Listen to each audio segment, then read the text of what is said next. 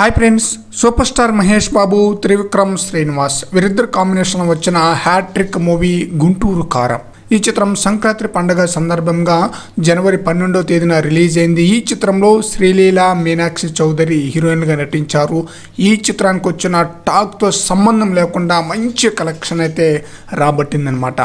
మహేష్ బాబు యొక్క నటన performance అదిరిపోయిందనమాట. Mass action కానీ, మాస్ డైలాగ్స్ కానీ, మాస్ సాంగ్, కుర్చీ మడతబెట్టే సాంగ్ ఏ రేంజ్లో ఆడియన్స్ని ఆకట్టుకుందో ప్రత్యేకించి చెప్పనవసరం లేదనమాట. ఆ రేంజ్లోనే ఈ చిత్రానికి మంచి కలెక్షన్ అయితే రాబట్టింది, టాక్తో సంబంధం లేకుండా. అయితే ఈ చిత్రం రిలీజ్ అయ్యి నిన్నటితో 50 రోజులనైతే కంప్లీట్ అయితే చేసుకుందనమాట. 50 రోజులు గాను 5 థియేటర్లో 50 డేస్ని అయితే జరుపుకుంది.